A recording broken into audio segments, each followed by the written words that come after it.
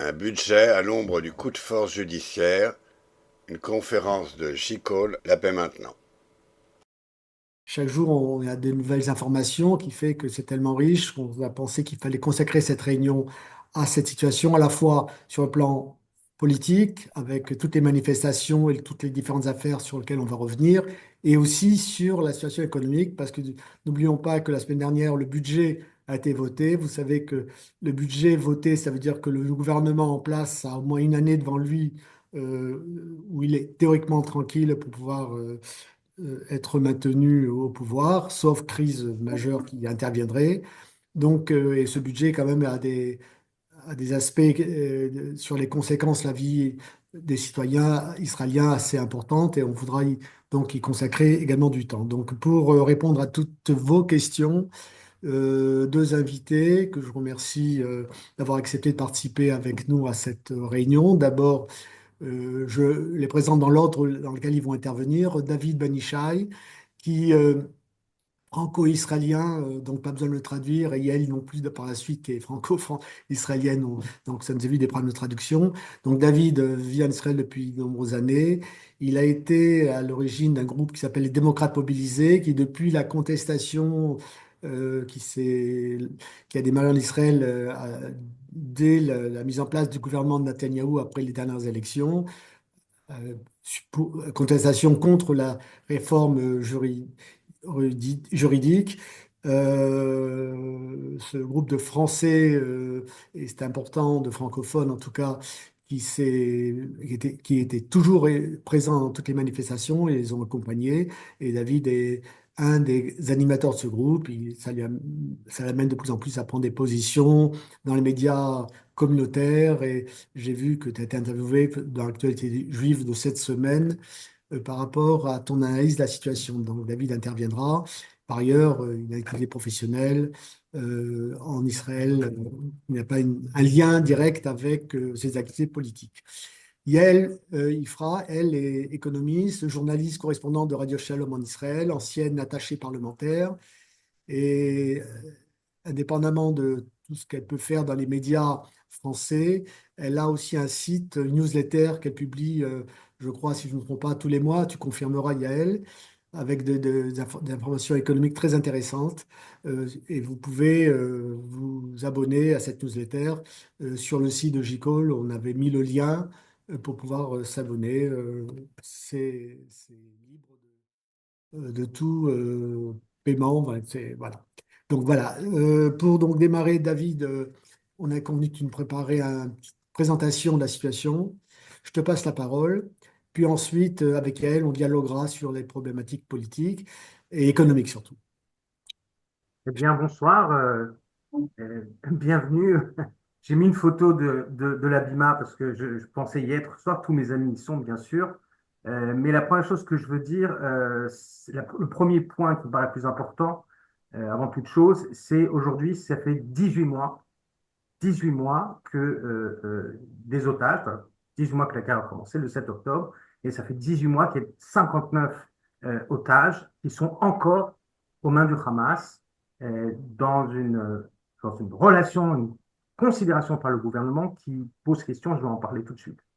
J'ai proposé à David de faire un espèce de zoom out pour essayer de comprendre la tectonique des plaques et puis tout de suite, immédiatement, illustrer les deux, trois idées que je veux déployer ici. Euh, Ce que je vais dire, c'est qu'est-ce qui, de mon point de vue, fait que la crise qu'on traverse aujourd'hui n'est pas juste une crise politique. On est dans une crise dont l'intensité, et je vais essayer d'illustrer avec une métaphore, dont l'intensité est potentiellement destructrice de l'entité sioniste, du pays, et même d'une certaine manière du peuple juif, au regard de la façon dont les choses sont en train de se passer. La métaphore que je vais prendre, c'est la métaphore médicale. Quand vous êtes confronté à un virus, à une bactérie, vous êtes attaqué par un corps étranger et votre système apprend à se battre contre, et on peut dire que ça, c'est le modèle de la sécurité israélienne depuis la création de l'État, et même avant. C'est la capacité d'avoir un corps étranger qui attaque, de se défendre, c'est très simpliste, et de développer un système immunitaire qui permet de se défendre et de faire en sorte de repousser, entre guillemets, l'ennemi. Et on a toujours été habitué à ça. Et d'une certaine manière, ce qui se passe a un peu cette allure, sauf qu'aujourd'hui s'entrecroise un autre aspect qui, pour le coup, est infiniment plus dangereux, que j'appellerais une maladie auto-immune. C'est-à-dire que aujourd'hui, en plus, évidemment, du 7 octobre, le 7 octobre étant lui-même un résultat de la maladie auto-immune, c'est-à-dire finalement des moyens de se défendre, des moyens d'organiser du renseignement ou d'organiser l'armée a fait que cette défection-là a permis le 7 octobre. Donc déjà, il y a un élément de maladie auto-immune dans ce pays et qui monte en puissance, on va le comprendre avec les réformes et le blitz législatif qui vient contre la démocratie et contre le peuple. Donc on a aujourd'hui une situation où on a des forces intérieures qui sont contre le système de sécurité. On a vu un certain nombre de positions, avec aujourd'hui l'affaire du Shabbat, l'affaire des renseignements et du renvoi de Ronenbar. Donc on est là confronté à ce moment particulier dans lequel on a en apparence, et beaucoup de juifs y réagissent, c'est-à-dire Yachad Menatzar, on va tous combattre, etc. Et puis finalement, il se passe autre chose, il y a un autre scénario qui se passe en parallèle et qui nous affaiblit de l'intérieur, et c'est toute la politique qui est en train de mener Netanyahou. Ses motivations, d'une certaine manière, c'est une rencontre d'intérêts, les intérêts de l'extrême droite qui ne veulent pas s'embarrasser ou continuer à s'embarrasser par les limitations d'une démocratie, et ses intérêts propres à lui personnels au regard de sa situation mise en examen dans un jugement avec potentiellement d'autres affaires qui risquent, je pense au Qatargate, d'exploser. Donc, c'est cette situation qui fait qu'il y a un certain nombre de comportements du gouvernement qui se retournent, et le blitz législatif contre les gardiens, contre les garde-fous de la démocratie en est l'illustration claire. Et donc, ça, c'est pour comprendre à quel point nous sommes dans une situation extrêmement à la fois complexe, qui n'est pas donné à tout le monde de comprendre, puisqu'on est à la fois dans un double mouvement, mais aussi pour comprendre, et ça se relie très directement à la question de la contestation, c'est-à-dire que lorsqu'on a été confronté à une modalité, c'est-à-dire lorsque Yariv Levin lance sa réforme au début du mois de janvier 2023, il y a une attaque violente contre la démocratie et la volonté de mettre la main sur la Cour suprême. Ça se traduit à l'époque par la volonté de légiférer sur la commission de nomination des juges. Et dès lors où il y a une main politique sur cette commission, ça veut dire que le pouvoir exécutif prend la main sur la constitution de la Cour suprême et automatiquement sur la façon dont elle va se positionner sur des législations à venir. Et donc, c'est la façon dont il nous attaquait. Mais à ce moment précis, on est sur une modalité qu'on a vu venir, qui est la maladie auto-immune. On est sur une modalité où les Israéliens se sentent attaqués de l'intérieur et réagissent de façon extrêmement forte. Et dans un mouvement de contestation qui était inédit dans sa taille et dans sa longueur dans le temps. Par contre, cette situation-là n'est pas directement liée, mais elle est en co-occurrence avec le mouvement de contestation, arrive le 7 octobre. Et évidemment que ça a un impact sur toute la société. On est attaqué sur un modèle traditionnel, on est attaqué, on se défend. On a montré très vite qu'on était capable de déployer des forces sur 7 fronts simultanément, de garder notre force de dissuasion à un niveau qui est bien au-dessus de tous nos ennemis, notamment de l'Iran, du Hezbollah, etc. Et donc, on a conservé notre capacité à nous défendre, on a conservé notre force de dissuasion, mais d'un autre côté, on a été affaibli de l'intérieur. Il ne faut pas oublier une chose, c'est que ce mouvement qui était pour défendre les fondements de la société israélienne, de liberté, d'égalité, de démocratie, d'état de droit, ce mouvement-là a été très manifestement abîmé par le 7 octobre et par la nécessité aussi d'aller au combat. Je rappelle qu'un des acteurs clés de mouvements de contestation, c'était Achim Laneshek, les frères d'armes, les frères et sœurs d'armes, avec lesquels on va faire une réunion bientôt. C'était ce mouvement d'anciens militaires, d'anciens soldats, d'anciens officiers, d'anciens des unités spéciales, qui se mobilisaient comme gardiens de la démocratie. Et arrive le 7 octobre avec, évidemment, aux côtés de ce discours, avec tout un discours de Sarvanout, c'est-à-dire le fait de ne pas s'enrôler, c'est-à-dire les Milouimnikim, c'est-à-dire les réservistes qui sont plus dans l'obligation d'aller servir, avait annoncé qu'il ne servirait pas une armée qui est, on va dire, dirigée par quelqu'un qui se présente, qui est perçu comme un dictateur. Et c'était un débat puissant. Il y avait une ligne de fracture au sein de la société israélienne très forte, avec des propos, avec des antagonismes extrêmement puissants entre des composants de la société. Et arrive le 7 octobre.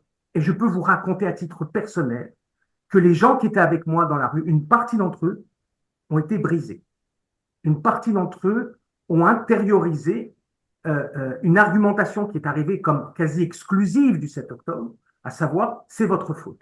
Vous êtes descendus dans la rue, vous avez manifesté, l'ennemi a vu il y avait de la dissension entre nous et il nous a attaqués. Et ça, psychologiquement, c'est une des choses qui a affaibli le mouvement. Et d'autre part, vous savez, quand vous avez votre enfant, quand vous avez votre mari, quand vous avez la mobilisation de tant de réservistes, de tant de soldats, non seulement sur le front du sud à Gaza, mais en plus de ça, ensuite arrive le front du nord au Liban, vous ne pouvez pas être à la fois au moulin. Vous ne pouvez pas mettre votre énergie et votre compréhension même, votre considération de la situation. Or, et c'est ce qu'on a vu, et ça, de notre point de vue, c'est encore plus terrible, c'est que non seulement on s'est battu, et d'une certaine manière, cette bataille commune a permis finalement de rapprocher les gens. C'est-à-dire que la dissension, la peur qu'on avait de guerre civile, de guerre fratricide, est moins présente dans la conscience des Israéliens.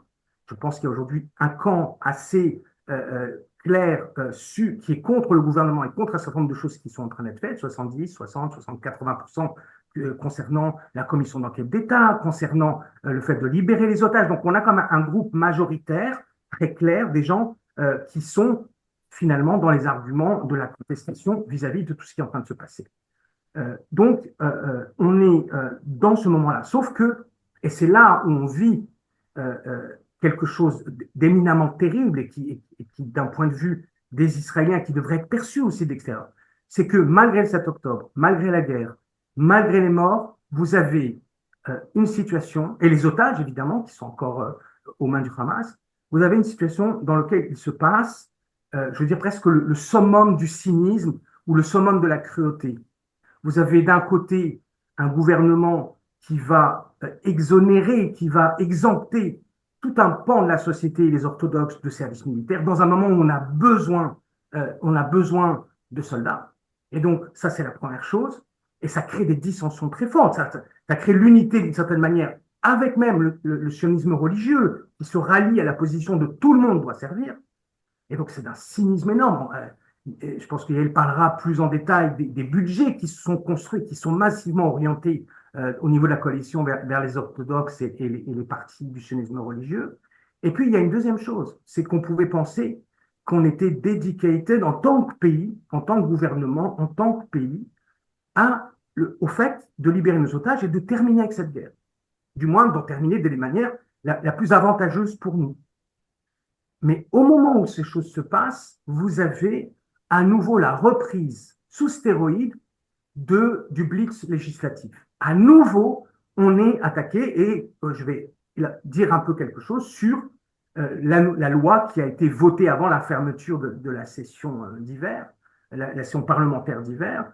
C'est la loi qui était au départ, celle qui était scandaleuse, celle qui avait mobilisé les gens dans la rue, à savoir la commission de nomination des juges, qui ne rentrera pas en vigueur dans cette mandature, mais dans celle d'après, mais qui est finalement va enlever la substance professionnelle pour la remplacer par une substance politique. Et de ce point de vue, Yariv Levin et cette blitz législative aura finalement abouti, même si c'est quelque chose de plus parvé, même si c'est quelque chose de moins tranché, puis ça ne sera pas mis en application tout de suite. Intéressant de voir si la Cour suprême va d'ores et déjà débouter cette loi ou va attendre la prochaine mandature en disant on reporte. On est dans un autre moment, et ça s'est passé, on est dans un autre moment de crise constitutionnelle avec le renvoi de Ronen Bar, le directeur du Shabbat, sur un argument qui est le fait d'avoir la confiance du Premier ministre, alors que ce n'est pas un poste qui est un poste très technique, très professionnel, et qui, d'une certaine manière, rend des comptes à l'État comme on dit en Israël, lo melech à la mamlacha, c'est-à-dire à l'État d'Israël et pas à celui qui gouverne, et donc le renvoi sans aucune procédure normale, et avec le risque demain, on est à la veille demain des débats à la Cour suprême sur la légalité ou sur la façon dont a procédé ce licenciement, et quelle va être la position de la Cour suprême sur le fait de geler et le fait de demander à maintenir Ronen Bar à son poste, au moins tout du moins jusqu'à une certaine période ou à l'issue de la libération des otages ou que sais-je. Donc, ça, donc, il y a un certain nombre de débats à la Cour suprême dans le prochain mois, donc dans la vacance, qui sont potentiellement le risque d'une crise constitutionnelle entre le gouvernement et la Cour suprême.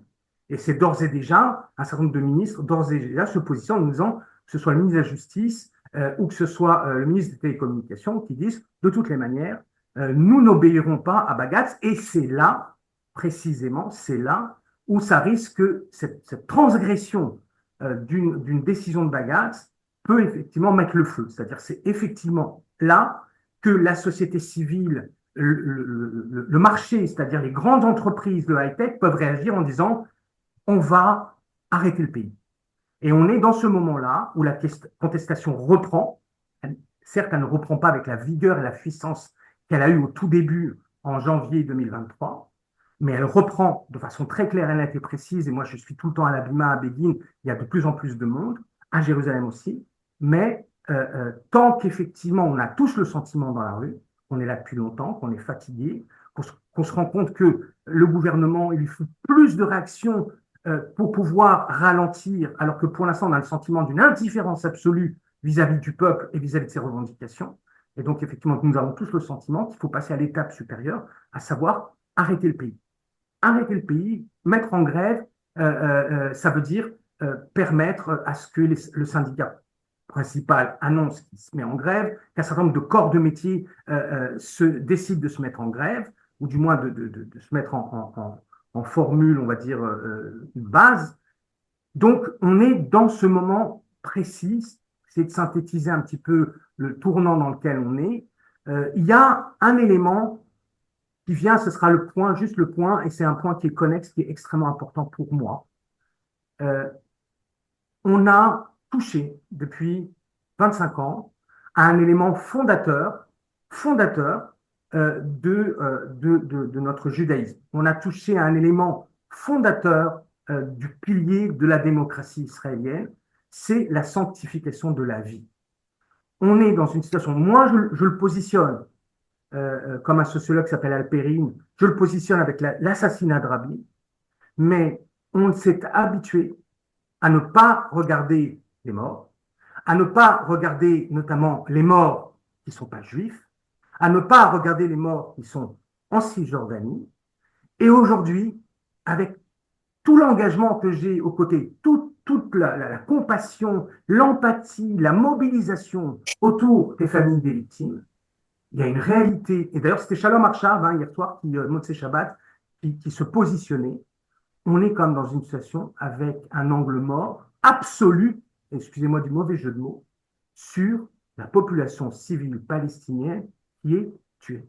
Et il y a aujourd'hui, et c'est ça qui m'inquiète, au-delà des fondements démocratiques, au-delà de cette maladie auto-immune qui nous attaque, les motivations, on les connaît, c'est le pouvoir, la corruption, un outil du pouvoir. Mais une des choses qui, moi, personnellement, me touche, c'est que dans la presse israélienne, à part Haaretz et quelques associations de la société civile, Omdim Be'achad, La Paix Maintenant, qui regardent en face les choses, on a un silence total sur cette réalité aussi.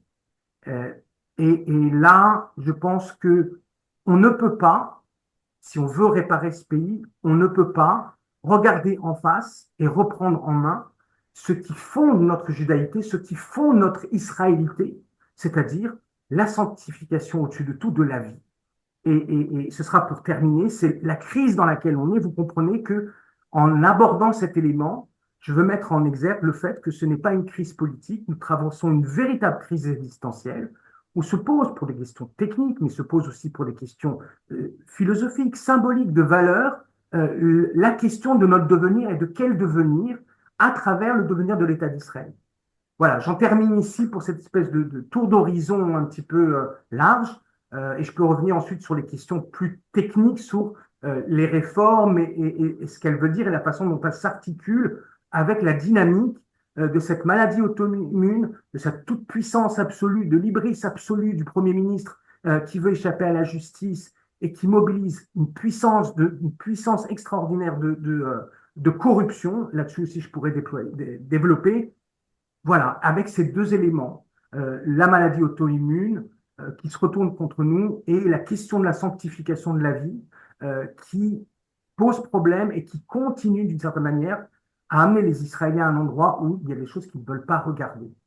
Et d'une certaine manière, ça vient en écho avec ce que le gouvernement et une partie de la société ne veut pas regarder, à savoir le fait de positionner de façon suprême la question de la libération des otages.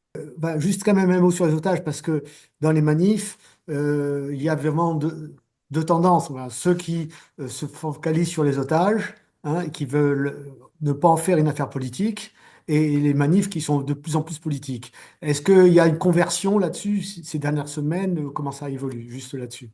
Voilà, il y a deux approches euh, qui se respectent l'une l'autre. Il n'y a jamais un mot plus haut que l'autre, que ce soit à la place des otages dans les manifestations ou que ce soit à Béguine. À Béguine, on va être dans une position beaucoup plus politique. Begin, pour que le public comprenne, c'est le boulevard Begin où il y a les manifestations sont plus politiques et les otages, c'est la place des otages qui est un peu plus. Exactement, voilà. Merci de cette précision. Et moi, j'ai été à quelques occasions à la place des otages. Je ne vous cache pas, la place des otages, le discours, c'est le témoignage à la fois des familles qui ont encore des enfants vivants, éventuellement des enfants qui sont morts, malheureusement, à Gaza. C'est beaucoup de témoignages de celles et ceux qui sont sortis, qui ont été libérés. Et on est beaucoup sur le témoignage, on est beaucoup sur l'appel. Et donc, on est sur le versant, je dirais, de la supplication. On est sur le versant de entendez-nous, d'essayer de faire entendre à travers l'imperméabilité des gens qui nous gouvernent, de leur faire entendre qu'ils doivent agir pour libérer les otages. D'un autre côté, on va dire la manifestation plus politique, c'est celle qui considère, on va dire presque à l'extrême, qu'on n'arrivera à rien avec Netanyahou et ce gouvernement et qu'il faut tout faire pour le faire tomber, parce que seulement quand ils seront tombés, on aura l'option, la possibilité de vraiment libérer nos otages. Ça, c'est à l'extrême, c'est pas tout le monde ne pense pas ça, mais il y a un vrai discours politique en disant tu es responsable, le 7 octobre, c'est toi, toi dans le sens, pas directement, mais toi, parce que tu as créé toutes les conditions avec ces valises de dollars qui sont arrivées sans discontinuer depuis 2018 pour alimenter l'équipement militaire du Hamas, celui-là même qui a permis de faire le 7 octobre. Et donc, voilà. Mais il y a eu assez rarement des convergences. Il y en a eu. Il y a eu des moments à Kaplan de convergence. On avait le sentiment, une partie des gens ne veulent pas être politisés. Maintenant, il y a une partie des familles des victimes, il faut savoir, qui est minoritaire, qui n'est pas présent ou quasiment pas présent sur la place des victimes, qui elles sont, entre guillemets, pro-gouvernement, et qui disent, malgré le fait qu'ils aient de la famille, des enfants vivants ou morts à Gaza, qui disent non, la priorité des priorités, c'est de faire tomber et de complètement écraser le Hamas, quitte à, effectivement, à ce que nos enfants soient sacrifiés. Alors, c'est une minorité, mais c'est une voix aussi qui existe, qui est utilisée, qui est instrumentalisée, mais elle existe aussi. Donc, les deux grands, c'est effectivement la place des otages avec des gens qui sont dans la demande, dans le témoignage, pour garder dans l'esprit des Israéliens, parce que c'est ça qui est important, il ne faut pas s'habituer, quoi. C'est garder, continuer à être présent, continuer à être visible, continuer à faire du bruit, pour dire, attendez les amis, ce qui se passe dans le pays, la priorité de ce que vous devez penser en vous levant et en vous couchant, c'est qu'il y a des Israéliens, des jeunes, des soldats qui sont encore aux mains du Hamas et qu'on ne peut pas, moralement, éthiquement, sur les fondements du contrat social de ce pays, les laisser tomber. Voilà, c'est ce témoignage-là et je pense qu'il a vocation, plus largement, moins politisé, mais plus largement, à maintenir le sentiment d'empathie, de compassion. Et d'ailleurs, d'une certaine manière, il faut savoir qu'on a plus de 60%, presque 70% des Israéliens qui positionne la libération des otages comme la priorité absolue. Donc c'est bien la preuve que dans l'esprit des Israéliens, cette question-là reste prioritaire. Ok, merci pour ce complément, David. Alors, ça nous permet effectivement de passer à Yaël. Alors, on a voulu effectivement avoir deux axes dans cette réunion, l'axe politique que tu as développé et puis l'axe économique. La semaine dernière, le budget a été voté et c'est pas un budget anodin, il a un certain nombre d'implications. Donc, avec elle, on a convenu de dialoguer sur ces différents aspects. Alors, Yaël, bonsoir. Je te passe la parole en te demandant d'expliquer à peu près ce qui caractérise ce budget.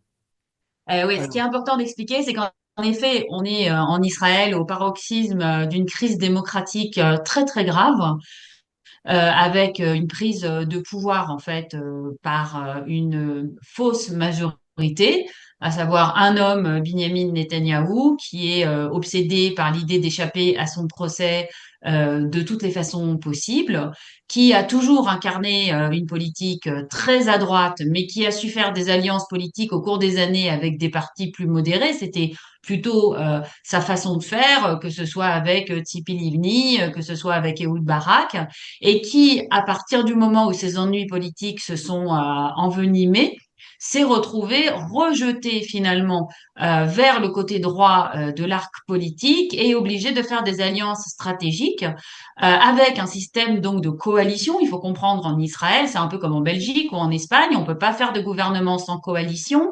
Le seuil d'inéligibilité en Israël est très très bas.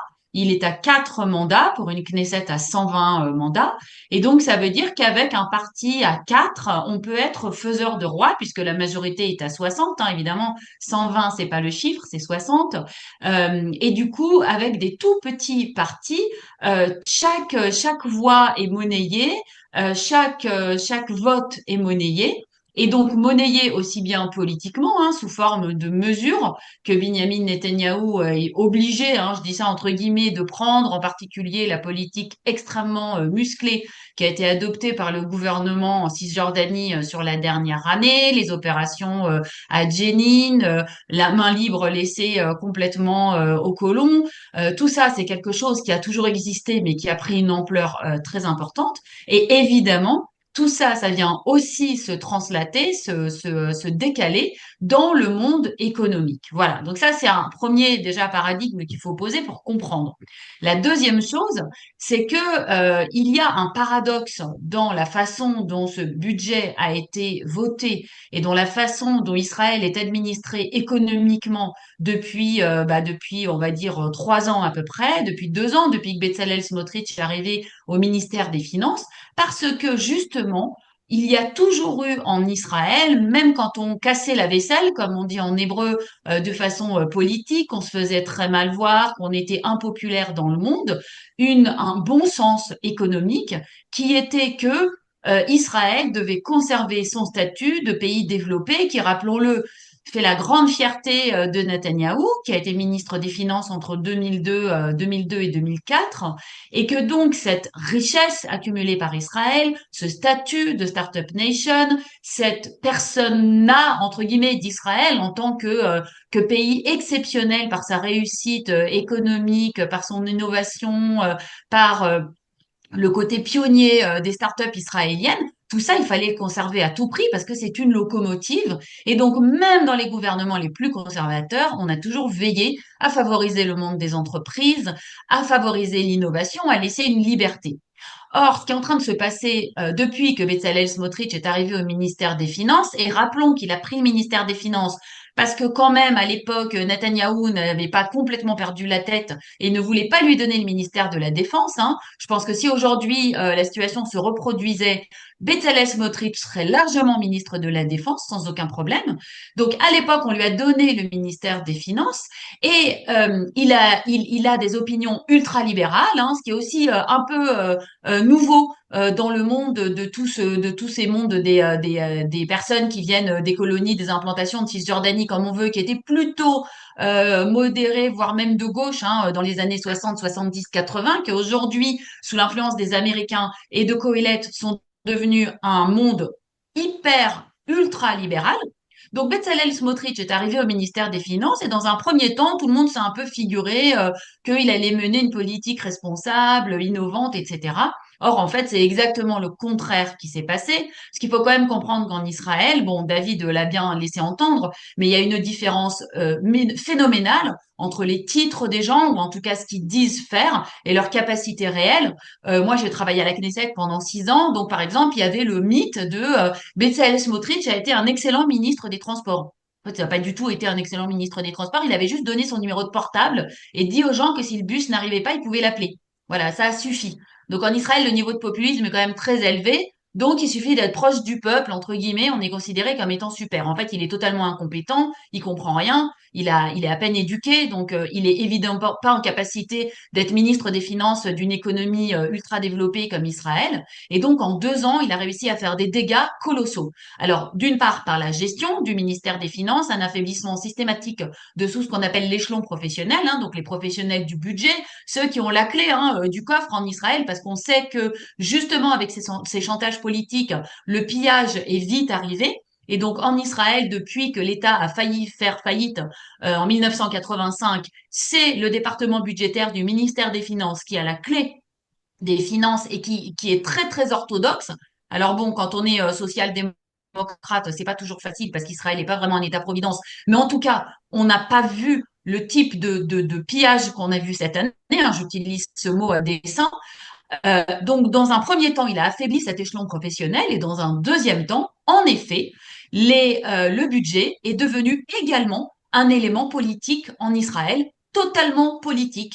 De la même façon que Itamar Ben-Gvir a pris le contrôle de la police, l'a asservi, l'a détruit et en a fait aujourd'hui une véritable police politique, on peut dire qu'aujourd'hui, on a un ministère des Finances qui est un ministère des Finances politique et que le budget qui a été passé est un budget qui était entièrement consacré à servir des intérêts sectoriels, mais sans se cacher, parce que les intérêts sectoriels ont toujours existé en Israël. Hein. C'est normal, il y a toujours eu qui est au pouvoir va se servir en premier. Je veux dire, en France, on voit bien le président Macron a favorisé le milieu dont il vient, le milieu des affaires, les patrons. Ça va aussi avec quand on est élu, avec l'idéologie. Mais là, on n'en est plus du tout là. On est dans une situation où on a pris des mesures qui étaient illégales, où on a contourné des interdits qui étaient des vrais interdits, des barrières, afin de pouvoir servir des secteurs de la population. Alors, il y a deux choses principales qui sont importantes. D'une part, évidemment, le secteur dont vient Bezalel Smotrich, donc les colons, la Cisjordanie, donc avec des budgets mais colossaux, des ministères entiers qui ont été consacrés, donc Orit Strouk, qui est, enfin, je peux pas expliquer qui est Orit Strouk, c'est difficile à expliquer, c'est une ministre qui vient de Kiryat Arba, qui est une femme qui est à la frange d'extrême droite des colons de Cisjordanie, avec des opinions enfin difficiles enfin qu'on vous pouvez imaginer très très bien, qui s'est retrouvée à la tête du ministère du peuplement. En hébreu, on appelle ça le peuplement, de la colonisation, selon ça dépend comment on parle. Mais en tout cas, avec plus d'1 milliard de shekels, d'une personne qui n'avait jamais rien fait avant, jamais évidemment été à peine députée, mais tout d'un coup elle est ministre, des budgets qui sont destinés donc à armer, augmenter la superficie, permettre la création de toutes ces fermes. Bon, ça c'est tout un sujet très très politique qui a été développé par Bezalel Smotrich pour essayer de s'approprier un maximum de terres à l'intérieur des territoires B et C. Et il y a déjà donc ce premier public qui a été servi entre guillemets, et évidemment le deuxième public, c'est les partis ultra-orthodoxes, donc Chasse et Degel la Torah, donc le drapeau de la Torah, donc qui contient à la fois les Chassidim et les Lituaniens, et qui eux ont reçu des budgets destinés évidemment à faire perdurer ce qu'on appelle pudiquement en Israël leur mode de vie, Orach Chaim en hébreu, et donc en fait ça veut dire évidemment ne pas faire l'armée, ne pas travailler pour les hommes ultra-orthodoxes, et ça nécessite des budgets très très importants, qu'ils ont toujours eu d'une certaine façon, mais il y avait quand même des garde-fous et des arrêts et des ministres des Finances qui disaient stop, et donc les ultra-orthodoxes faisaient attention à ne pas être quand même trop gourmands, donc ils recevaient des avantages en monnayant évidemment leur poids politique, mais ils essayaient de pas tout casser.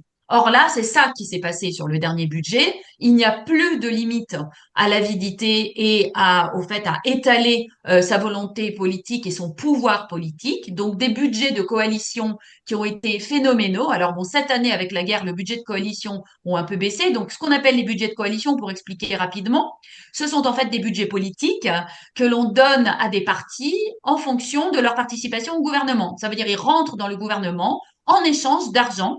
620 milliards de shekels est un budget de coalition, mais il y a quand même eu en plus de ça des budgets encore plus personnels. Ça veut dire que c'est un ministre comme Aryeh Deri va recevoir, je ne sais pas, 1 milliard qui va pouvoir servir des proches de son parti avec des jobs.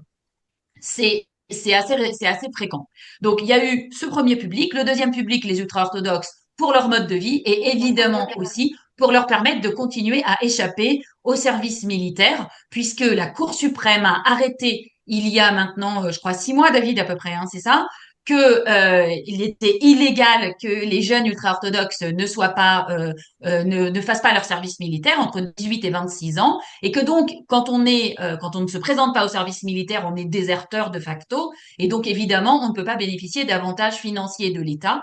Et donc, c'est ça qui a déclenché toute cette loi qu'on essaye maintenant de faire passer.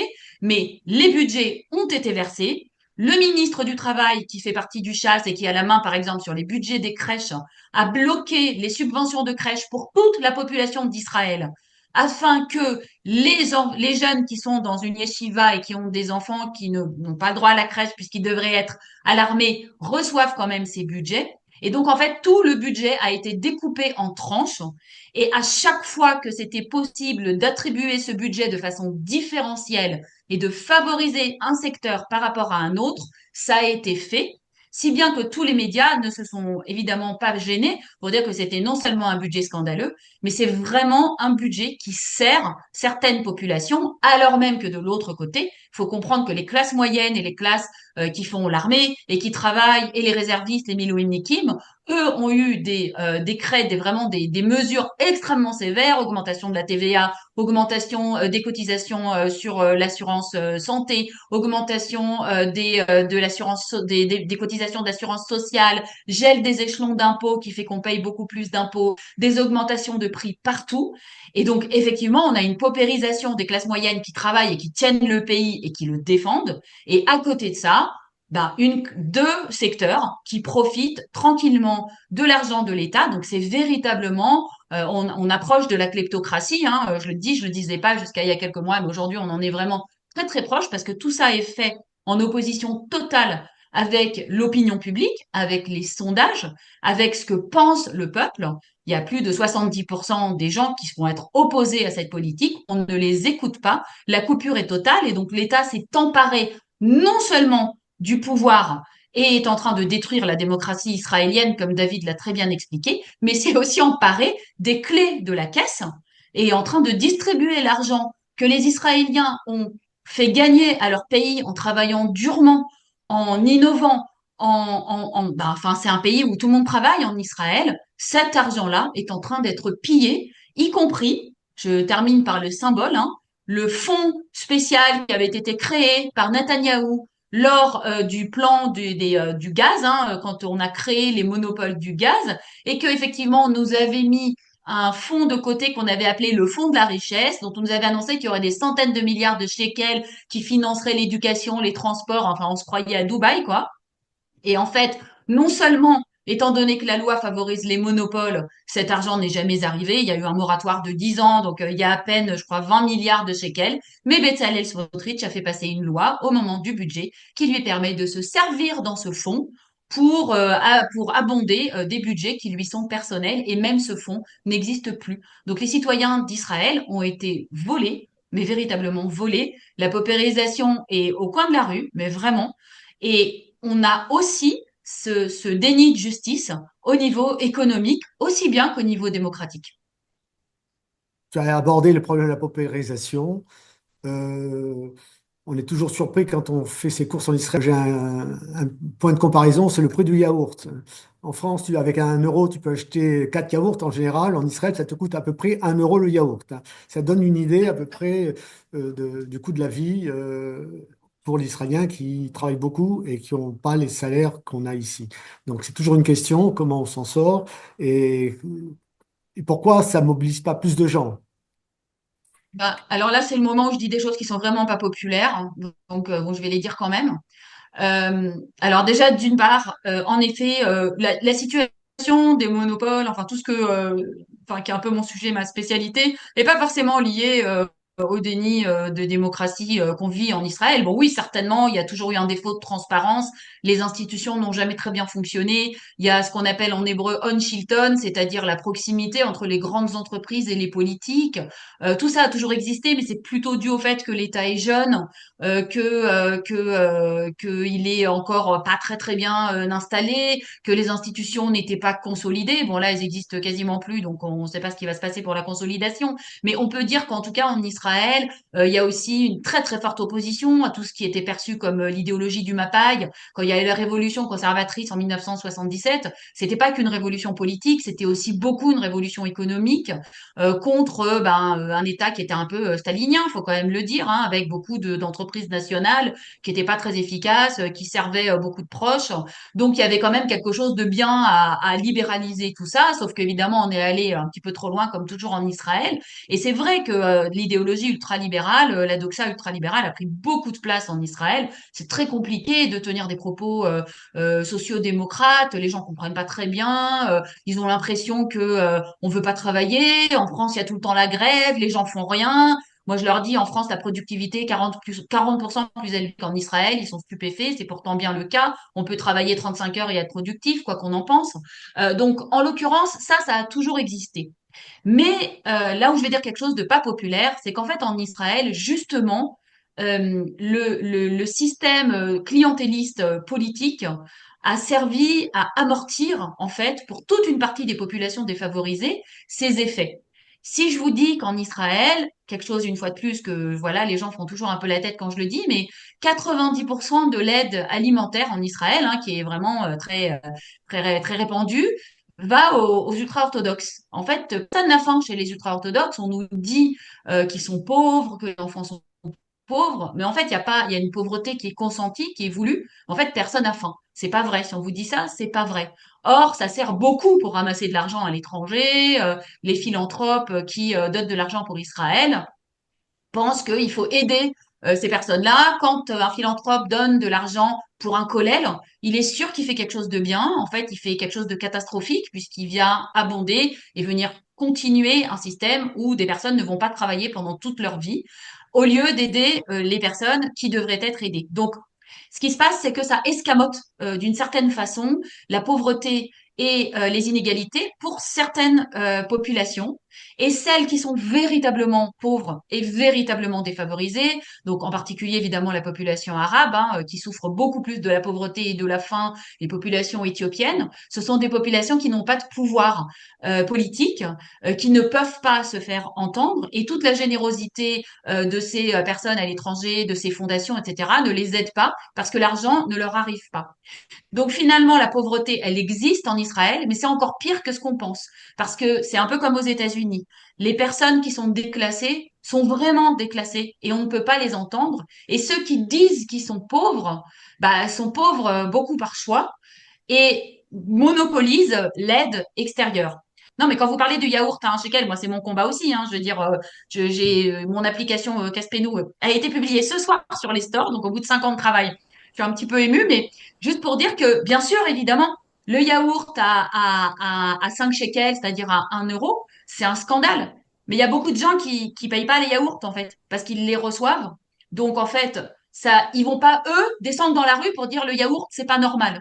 C'est ça l'histoire, c'est que il y a les classes moyennes qui, elles, sont écrasées par le coût de la vie, mais ça vraiment, faut le dire, mais qui travaillent sans cesse plus dur, parce qu'en Israël, l'idéologie, c'est comme aux États-Unis, si t'es pauvre, c'est de ta faute. Sûrement, tu t'es pas levé assez tôt ce matin, ou t'as pas assez travaillé, mais c'est vraiment pas la faute du système.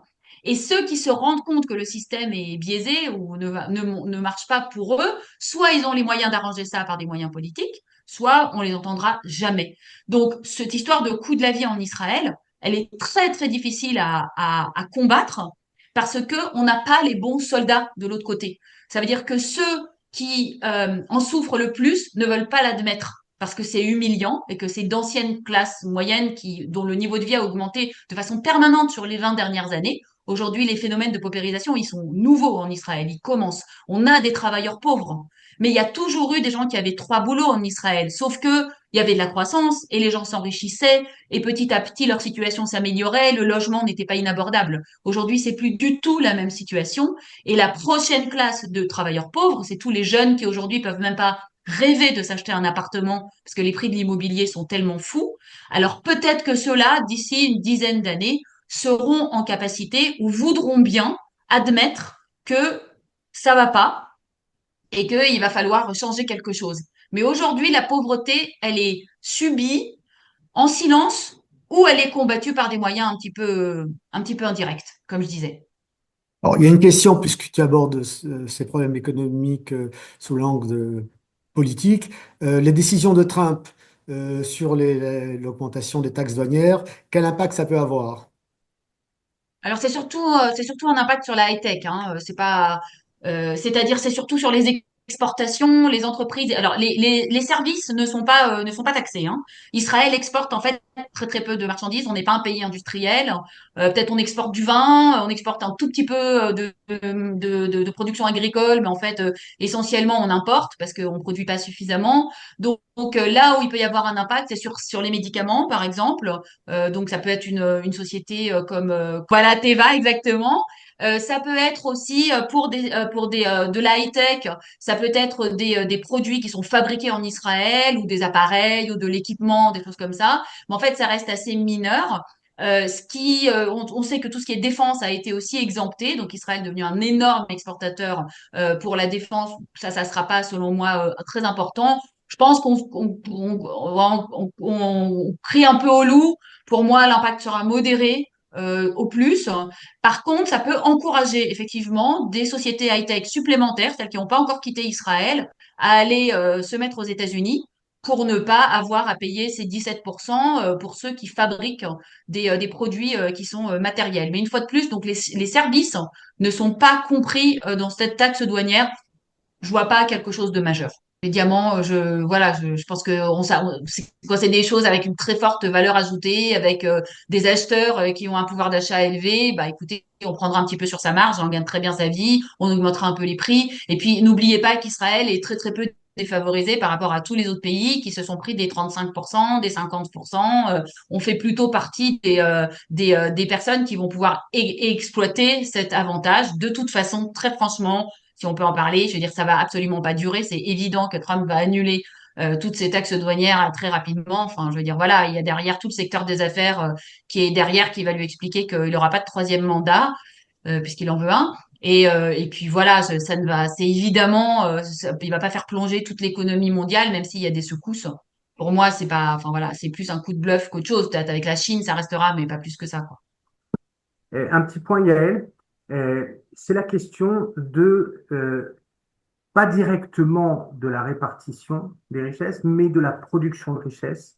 Et il y a un phénomène aujourd'hui, que ce soit sur le départ, il y a à peu près 8 à 10 000 du high-tech qui sont partis, peut-être plus même, mais il y a surtout le fait qu'on parle de 90 000 à 100 000 personnes qui constituent d'une certaine manière une couche, que ce soit académique, que ce soit des médecins, qui ont la capacité de se relocaliser, comme on dit, parce qu'ils parlent plusieurs langues, parce qu'ils ont déjà fait leur postdoc quelque part.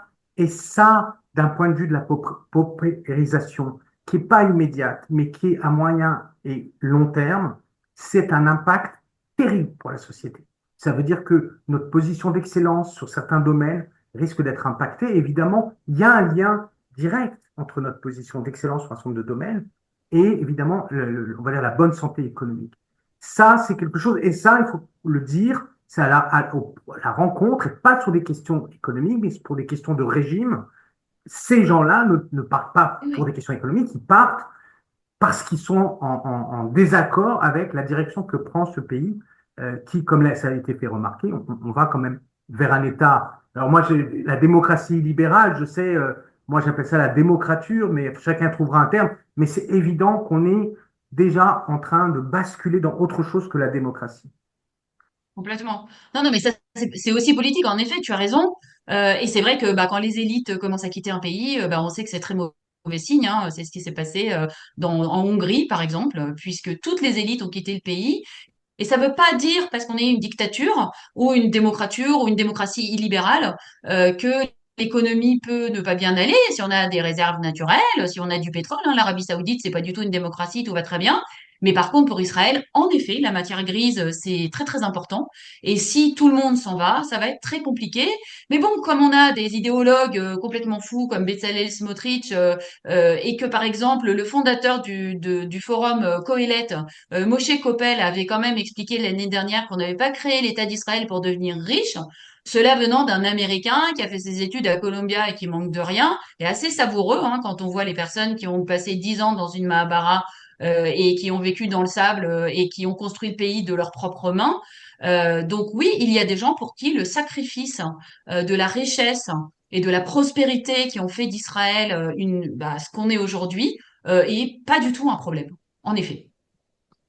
Le Forum Coëlette pour tout le monde, c'est un think tank, comme on dit en bon français, américain, juif américain, en fait, qui a préparé plus ou moins les programmes économiques et politiques du gouvernement Netanyahou depuis une vingtaine d'années, qui travaille euh, pratiquement un, pour un entrisme, euh, une un crise entrisme politique. phénoménal, parce que moi j'ai travaillé à la Knesset pendant 6 ans et on était tout le temps en contact avec les gens de Coëlette qui vous proposent des propositions de loi toutes rédigées, toutes prêtes, qui ont l'air très sympas, toujours libérales, toujours allant dans le bon sens, faut mettre à bas la démocratie. Avec une idéologie quand même très ultra-libérale. Cela étant, bon, le chef de l'économiste Michael Sarel, qui est l'ancien économiste en chef du ministère des Finances, s'est pas mal détaché de ce qui a été fait politiquement. Mais en effet, en Israël, le problème de la paresse intellectuelle est un problème énorme. Et donc, il y a des gens qui travaillent très, très dur pour que les députés puissent présenter des lois alors qu'ils n'ont pas du tout le niveau, qui comprennent même pas et qui façonnent ainsi la politique du pays et qui ont largement changé le visage d'Israël, hein, sur les 20 dernières années avec des méthodes vraiment artisanales en fait, hein, vraiment juste faire le boulot à leur place, quoi. Alors, toutes les questions convergent autour de la capacité de la société de réagir.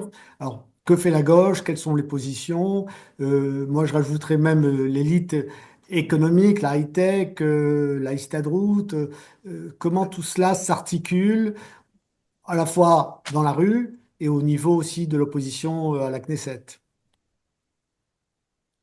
Premièrement, ce qu'il faut, peut-être dans cette troisième mi-temps, d'une certaine manière, parce que c'est la troisième mi-temps parce qu'il y avait Balfour avant, et on est passé rapidement dessus, mais dans cette troisième mi-temps-là, ce que je vois, c'est une plus grande symbiose entre les démocratimes, entre Yair Golan et le mouvement de contestation. C'est-à-dire que là, pour le coup, il y a un vrai leader, il est présent. D'ailleurs, on le voit dans les sondages, hein. Yair Golan apparaît comme étant le vrai, entre guillemets, le vrai chef de l'opposition. Et il est à la fois, il bénéficie d'être un ancien SGAN, c'est-à-dire adjoint, Général- chef d'état-major adjoint, non pas adjoint, je ne sais pas comment on dit, vice Oui, chef d'état-major adjoint, tout à fait. adjoint. Et d'une part, il est aussi en quelque sorte une forme de prophète, hein, en 2016 dans son fameux discours où il annonce des tendances fascisantes dans la société israélienne. Il avait quand même vu des choses un petit peu avant tout le monde. Et il a réuni Meretz et Avoda, il en a fait un parti, ça c'est quand même une force. Donc ça, on voit quelqu'un qui est capable de réunir. Aujourd'hui, alors évidemment, il a un positionnement sécuritaire qui n'est pas le positionnement sécuritaire qui ressemble plus au net, c'est-à-dire au faucon du Avoda, que, on va dire, au Yefenefesh, entre guillemets, au Belzam du Meretz. Enfin, c'est de façon très catégorique, mais je le dis avec beaucoup de sympathie, évidemment, et de tendresse. Donc, de ce point de vue, il apparaît comme étant un personnage politique qui prend une forme de leadership. D'un autre côté, il faut bien voir que vous avez un effondrement de Gantz. Gantz est devenu atone. Euh, euh, il paye très cher le prix de la duplicité. Il paye très cher le fait d'avoir rejoint Gantz au moment du Corona, mais surtout, au moment de la libération des otages avec Eisenkot, il fallait être présent, il fallait obtenir ce qu'il y avait à obtenir, et ne pas rester. Et le fait qu'il soit resté, ça l'a desservi. Alors qu'il aurait dû partir plus tôt pour l'instant. Et puis surtout, sa prise de parole, elle est pas audible, elle n'est pas tranchée, elle n'est pas combattante. Et le plus étonnant, peut-être pour moi, c'est Lapide. On parlait tout à l'heure dans mon groupe et les gens disaient, mais est-ce qu'il n'est pas en dépression? Qu'est-ce qui va pas chez lui? Pourquoi, en tant que chef de l'opposition, il n'est pas combattant matin, midi et soir, et pas que lui, tous ses députés.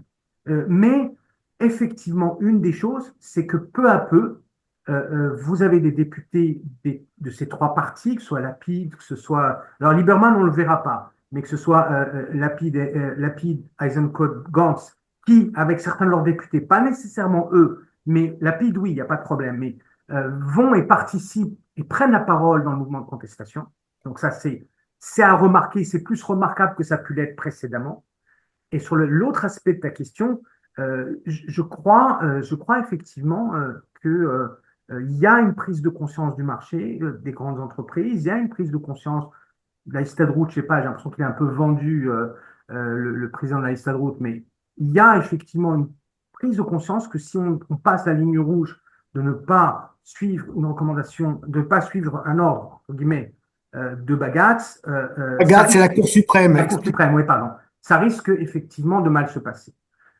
Oui, on a aujourd'hui, et puis je dois dire, franchement, hein, et c'est pas, je prêche pas juste pour ma chapelle.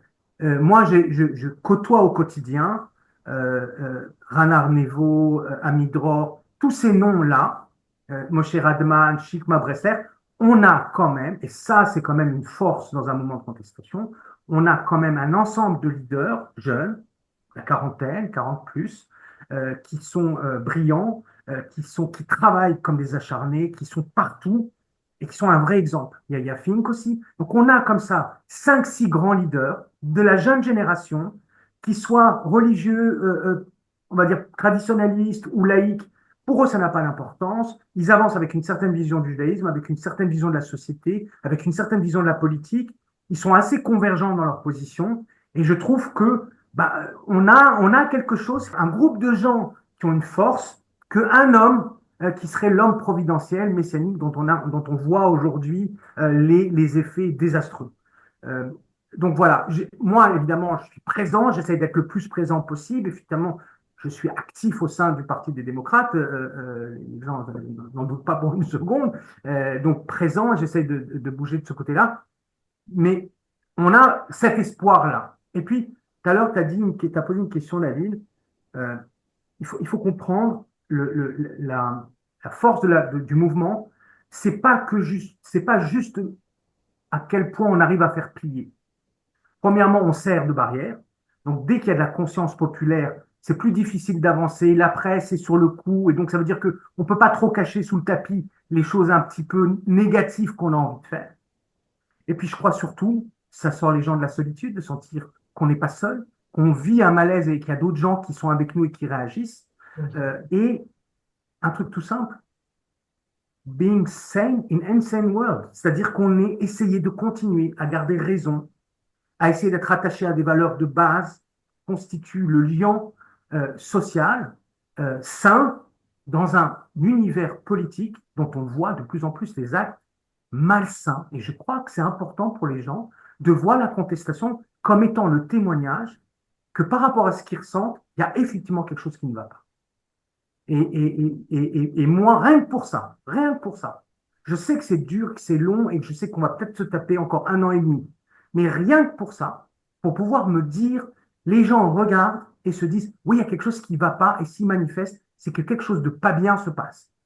Le camp adverse lance une machinerie de poison, une machinerie pour essayer de donner un sens négatif, le deep state, le complotisme à ce mouvement-là. Mais je pense que la grande majorité d'Israéliens comprend qu'effectivement, ces mouvements de contestation, quelque part, les protègent aussi. Peut-être que je me trompe, mais j'ai le sentiment qu'on a moins d'hostilité de ce que j'ai perçu ces derniers temps à l'égard de la contestation qui est en train de remonter en puissance, que ça a pu l'être au moment de la réforme en janvier 2023. Oui, enfin, moi, si je peux ajouter juste je suis d'accord avec David dans le sens où je pense que ce qui est compliqué quand on est dans un régime qui glisse, hein, c'est que justement le glissement est à la fois perceptible et à la fois il y a toujours quelqu'un pour dire que non, en fait non. On a quand même eu l'ancienne présidente de la Cour suprême, Esther Chayot, hein, qui insiste jusqu'à la semaine dernière pour dire qu'en Israël, non, non, on n'a pas de problème, la démocratie n'est pas en danger. Donc c'est là qu'on se rend compte des parallèles. Les parallèles avec les années 30 du XXe siècle sont pas du tout hors de leur place, hein, parce qu'on se rend très bien compte que beaucoup de personnes ont du mal à prendre conscience de ce qui se passe, tout simplement parce que c'est trop douloureux, qu'on est en plein trauma, qu'il y a la guerre, qu'il y a les otages. C'est extrêmement compliqué de penser un passage politique à un régime qui n'est plus une démocratie, alors même que, comme je le dis toujours à mes copines, même en dictature, les gens vont au café, hein, même en dictature, il y a des restaurants, même en dictature, les enfants vont à l'école. Donc en fait, on s'attend pas à ce qu'il se passe plus rien, à ce qu'on tombe dans un trou noir, mais de facto, la crise démocratique, elle est là. Et elle est très difficile à combattre parce que, comme le dit David, c'est un travail au quotidien, c'est épuisant. On a peur pour les otages, peur pour les gens qui sont au combat, peur qu'on envoie encore des soldats, peur des attentats qui pourraient reprendre. Et en fait, quand on a une figure autoritaire qui glisse, bah, enfin pas qui glisse, enfin, qui tient aujourd'hui ouvertement des discours d'extrême droite, qui ouvertement accuse la totalité des institutions de l'État d'être des ennemis. On est vraiment aux heures les plus noires hein, d'un pays quand on en est là. Il nous reste la presse, heureusement, et le mouvement. Voilà, c'est les deux choses qui font que quand on se lève le matin, on se dit qu'on n'est pas fou. En fait, on a vraiment raison d'avoir peur, on a vraiment raison de penser que ça va pas, parce qu'il y a tout le temps ces manifestants, il y a tout le temps ces gens dans la rue, et il y a tout le temps des journalistes qui font extrêmement bien leur travail, même s'il y a un gros bruit de fond en Israël, mais il y a beaucoup de journalistes d'investigation qui font un travail remarquable. Et toute l'affaire du Qatargate qui est en train de sortir, qui selon moi est en capacité de faire tomber le gouvernement, c'est peut-être la seule chose, c'est un travail énorme que font des journalistes, très probablement dans des conditions difficiles. Donc oui, c'est compliqué à vivre, compliqué à penser et compliqué à acter. C'est ça c'est ça qui se passe en Israël.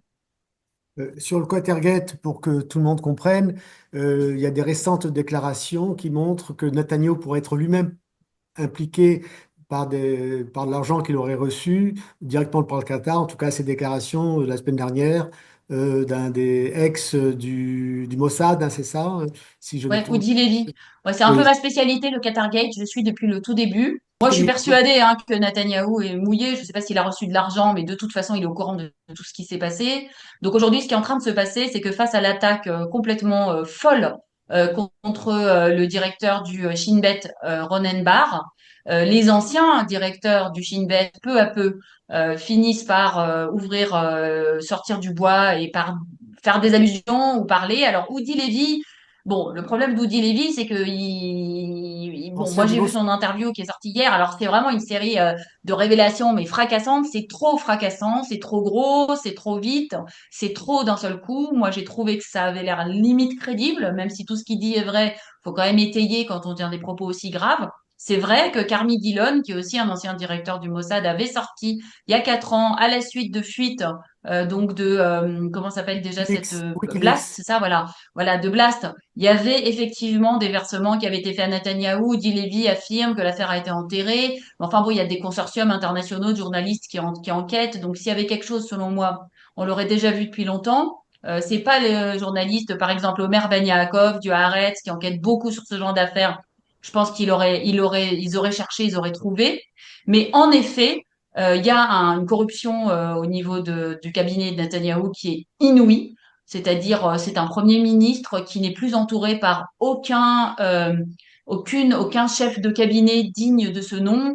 Tous l'ont quitté ou sont devenus témoins d'État. Le dernier en date, Yoav Horowitz, est parti il y a déjà maintenant 3 ans.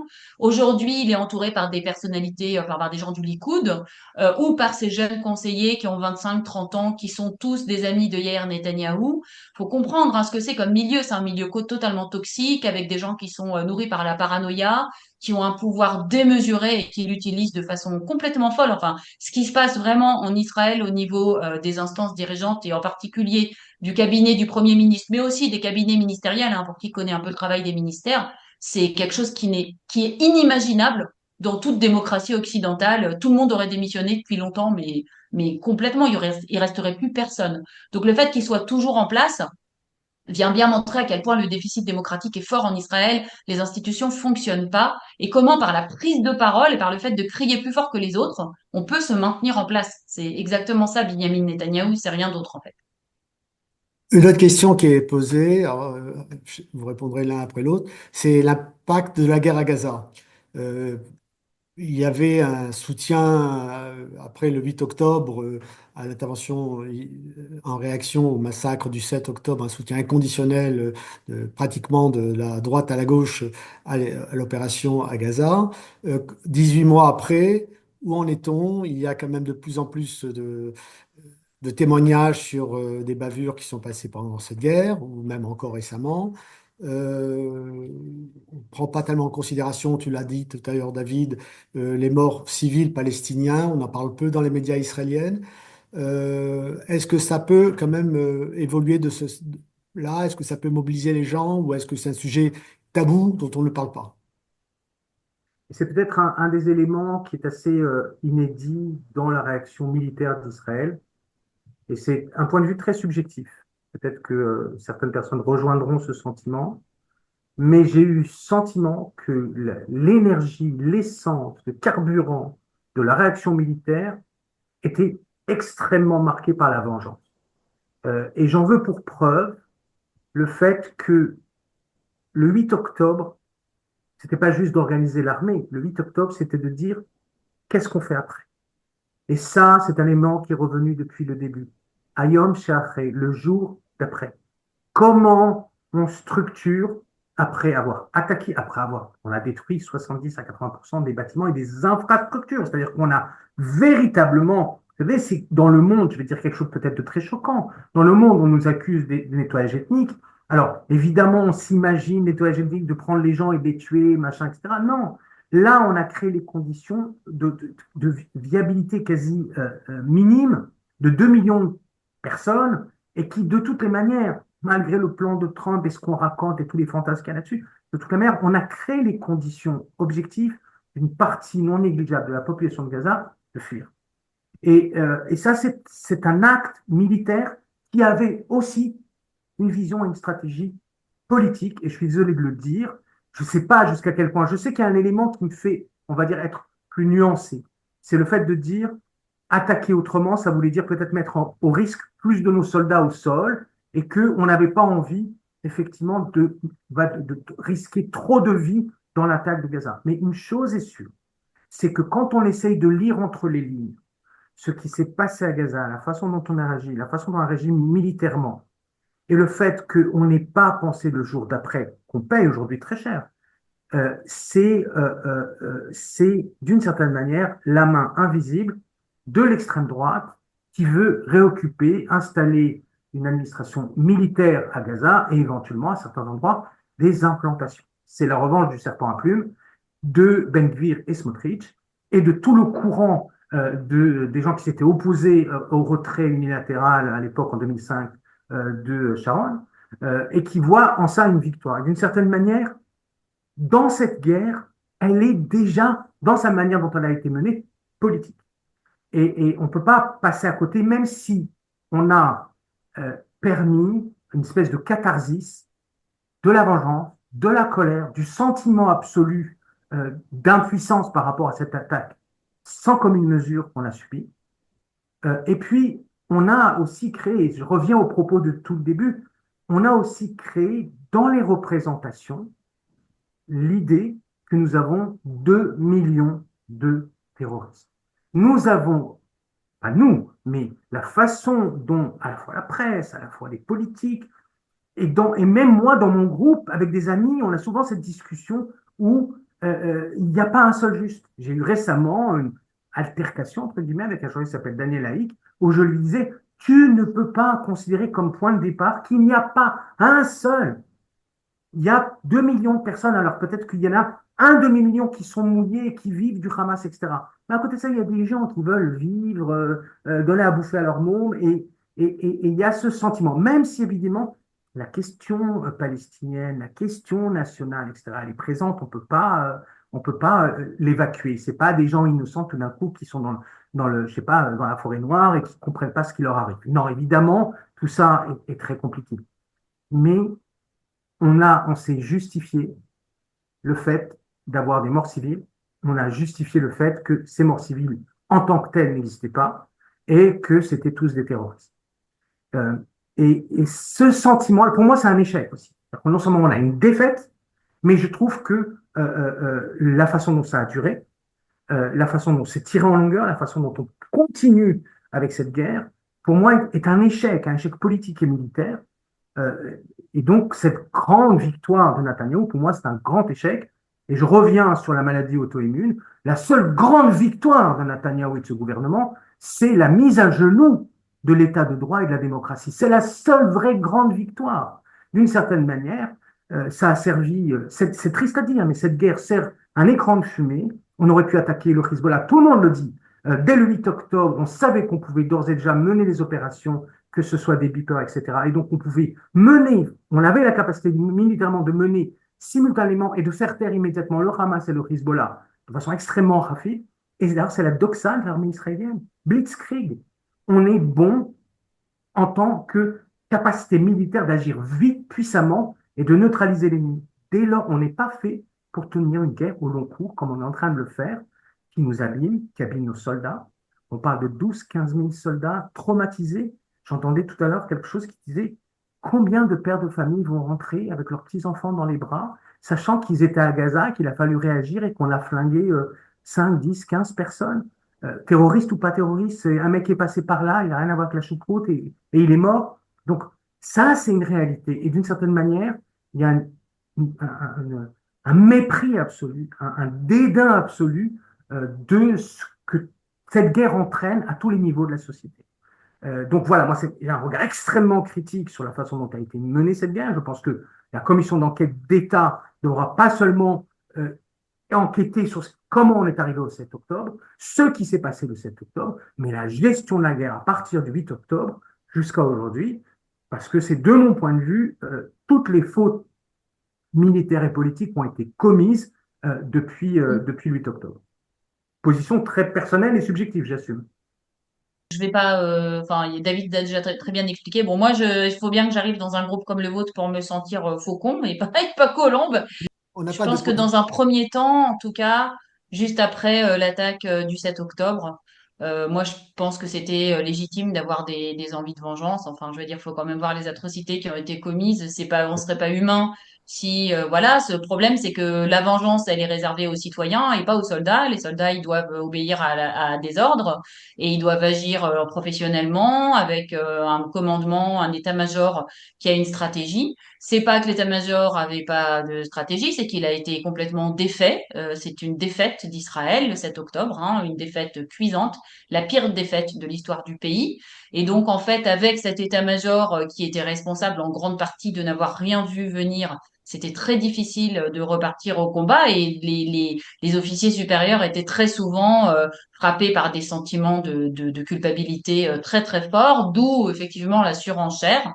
Après, ce qui s'est passé après, disons, les 6 premiers mois et le premier accord d'otage, c'est qu'effectivement, la guerre est devenue politique très, très rapidement. Dès le mois de février-mars, on a très, très bien compris que Netanyahou utilisait la guerre à des fins politiques pour faire tenir sa coalition. Alors, c'est pas qu'il y avait pas, il y a toujours hein, quelque chose à faire, hein, entre guillemets, quand on est à Gaza.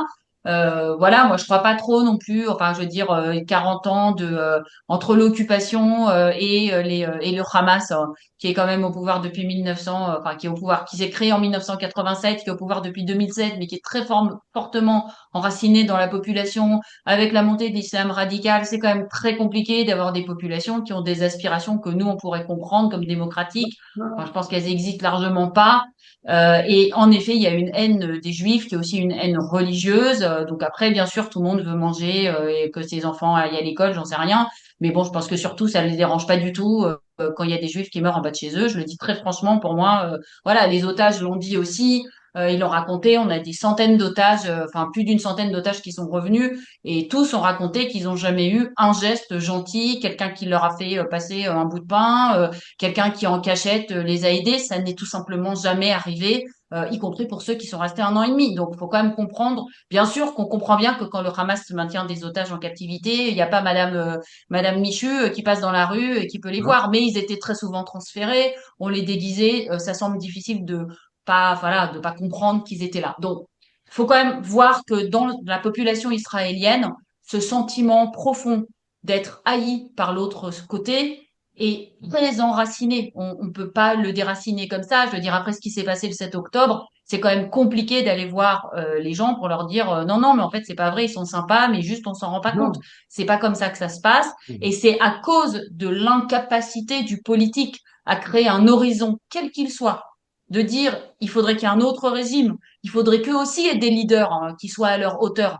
Parce que aussi, on a une autorité palestinienne qui est corrompue, on a un Hamas qui est en fait bon, un mouvement terroriste qui est un des seuls mouvements terroristes qui dirige un pays. Bon, il y a l'État liban aussi, mais c'est déjà même différent, c'est un grand pays.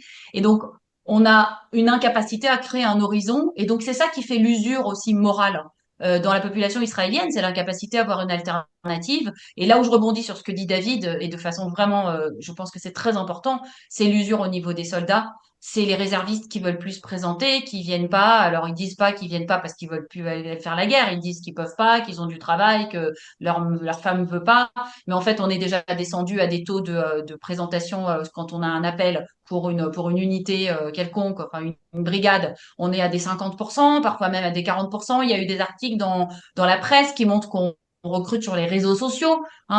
C'est comme les profs à l'époque en Israël, personne ne voulait être prof quand tout le monde était dans l'high-tech, donc on recrutait sur les réseaux sociaux. Donc là, on se rend compte que quand même l'armée du peuple, ça devient très très compliqué. Et puis c'est pour faire des tâches quoi, de maintien de l'ordre. Et puis comme on le dit, avec une déshumanisation totale des personnes, enfin y compris des civils à Gaza. En effet, le procureur militaire qui a beaucoup augmenté la proportion qui est permise maintenant entre la cible que l'on veut frapper et le nombre de victimes, ce qu'on appelle des victimes collatérales, pudiquement. Donc tout ça, en effet, c'est une érosion des normes morales de Tsahal qu'on voit très très bien se produire devant nos yeux, mais qui est l'exact parallèle de l'érosion et de la destruction de la démocratie. Je veux dire, tout va ensemble finalement. Et cette guerre, elle n'est pas prête de se terminer. Parce que tant que Netanyahou aura la main, il voudra que Ben Gvir et Smotrich restent dans son gouvernement. La guerre durera et on inventera toujours un nouvel objectif, un nouvel axe qui est vraiment essentiel pour notre sécurité. Il y en aura plein sur un territoire aussi petit. On a déjà 3 axes qui sont stratégiques. Je suis sûre qu'on peut en inventer d'autres. Et c'est ça qui va se passer. Juste pour relativiser quand même ce tableau, moi qui suis quotidiennement quand même les médias, on a beaucoup parlé quand même des manifestations à Gaza contre le Hamas qu'on a entendu ces dernières semaines. Ben, j'ai vu à la télé israélienne des reportages là-dessus quand même. Bon, on commence à en parler, ce qui n'était pas le cas Elles avant. sont organisées, les manifestations de Gaza. Vous croyez quoi que c'est les gens qui sortent dans la rue? C'est organisé d'une part par le Fatah et d'autre part par des clans, par des Hamoulotes du Oui, sud de la bande de Gaza, en particulier près de Rafah, qui sont les seuls qui sont pas vraiment aux mains du Hamas et qui bénéficiaient énormément des trafics avec l'Égypte, qui travaillait avec les Égyptiens. Voilà, c'est pas du tout des mouvements populaires. Enfin, faut pas, vous imaginez d'accord. pas que les gens, ils sortent dans la rue le matin, ils se disent, je vais me faire tuer par le Hamas, allez, on y va, j'aime la liberté. Je veux dire, je le dis très franchement, je veux pas être cynique. Bon, quand on habite en Israël, on est tous cyniques. C'est largement organisé. Tant mieux, je veux dire, tant mieux s'ils ont réussi à mobiliser. Ça a duré 3 jours, hein. Au bout de 3 jours, c'était fini. Donc, ça veut pas dire qu'il n'y a pas une opinion silencieuse qui en a marre du Hamas, hein. Je veux dire, quand on habite dans une tente depuis 1 an et demi et qu'on a déjà été évacué 5 fois, je suis sûre qu'on en a marre du Hamas. Mais bon, je veux dire, D'accord. c'est un État, c'est une dictature islamo-fasciste, hein, le Hamas. Donc, qu'est-ce que vous faites? La question qui revient toujours, qu'est-ce qui va pousser la population israélienne à se révolter plus? C'est pas la thématique de la guerre, c'est peut-être plus la thématique de la démocratie. Ce sont les affaires de Netanyahou, le Qatargate, etc., dont on a parlé. C'est tout ce contexte qui peut contribuer à des mobilisations plus fortes. Alors, je voulais pour enrichir un peu le débat. Sébastien Lévy nous a rejoint, là, il est revenu. Sébastien, lui, est un Israélien qui vit à New York, enfin aux États-Unis, je sais pas très bien, je crois À que New c'est York, à New York. New York, ok, qui est membre de J-Street, qui est aussi membre de J-Call par l'occasion, et qui est franco-israélien-américain. Donc, tes trois passeports. Et Ouais. par ton travail et par ton activité, tu as trois regards. Et justement, ce qui se passe, tu as écrit un article très intéressant qu'on a publié récemment sur notre site, en comparant, disons, les mouvements de la contestation en Israël et ce qui n'existait pas jusqu'à avant-hier aux États-Unis. Samedi soir, il y a eu des manifs, enfin samedi dans la journée, il y a eu des manifs aux États-Unis. Et est-ce que c'est déjà un signe d'un réveil des démocrates, du Parti démocrate? Et là, je sais que J Street est très impliqué aussi dans cette mobilisation. Est-ce que tu peux donner ce regard vu des États-Unis, à la fois sur ce qui se passe aux États-Unis et ton regard vers ce qui se passe dans la contestation israélienne? Bon, alors déjà, pour rebondir sur l'article, c'est vrai que j'ai écrit l'article un petit peu parce que j'avais une rage qui montait, parce que je comprenais pas cette apathie en fait des Américains ici par rapport à ce qui se passait, par rapport à la gravité, parce que faut bien voir, et je suis sûr que les gens qui sont dans ce call peuvent avoir conscience que ce qui se passe aux États-Unis aujourd'hui est peut-être encore plus grave que la réforme judiciaire, que le coup d'État judiciaire de Yariv Levin. En tous les cas, il se passe vraiment des choses extrêmement graves. Donc j'ai écrit ça par frustration. C'était très agréable d'être à New York pendant cette manifestation, de voir que voilà, il y a eu une prise de parole, alors assez désordonnée. Il y avait pas un mot d'ordre. On sentait que les gens, chacun venait avec ses propres slogans, chacun avait ses propres revendications. Il n'y avait pas les grands drapeaux américains comme on aurait pu l'attendre, qu'il y avait par exemple les drapeaux israéliens. Donc il n'y a pas encore de grands mouvements organisés. En revanche, il y a l'expression d'une rage, d'une colère qui est extrêmement forte dans la société américaine.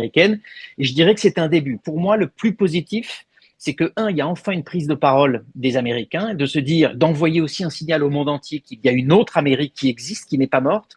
Ce que j'espère surtout, c'est que ça enverra un signal au Parti démocrate en disant, voilà, aujourd'hui, il y a une opportunité de se saisir de ce mouvement de protestation populaire, de le faire grandir, de l'organiser et de capitaliser dessus sur un plan politique. Mais pour moi, encore une fois, je pense que c'est d'abord un outil de mobilisation interne et d'envoyer un signal au monde entier. Parce que moi, la chose que j'ai le plus entendue depuis le début de la deuxième ère Trump, c'est où sont les Américains, où est la résistance? Et c'est ce qui m'avait poussé à écrire ce papier par rapport notamment à la réaction citoyenne qu'il y avait en Israël et qui avait été extrêmement forte à l'époque. Donc c'est un début.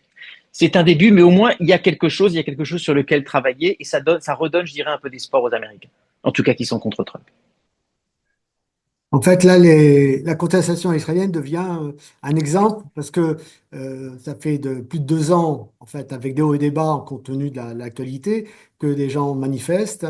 Ramener au ratio français, 100 000 personnes en Israël, c'est 1 million de personnes, hein. Enfin, en France, il y a un an, il y avait 1 million de personnes tous les samedis. En Mais ça Israël, serait 5-6 millions aux États-Unis, t'imagines le truc, alors que là on parle de, je sais pas, je crois qu'on parle de 200-250 000 qu'il y avait à l'échelle des États-Unis. Donc oui. Clairement, c'est le modèle. La Mecha est clairement le modèle aujourd'hui à suivre.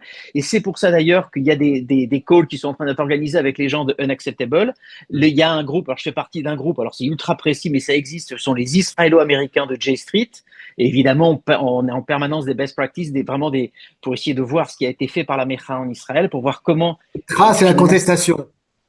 voilà, utiliser cette contestation en Israël pour essayer d'apprendre et puis de voir comment est-ce qu'on peut mobiliser une société.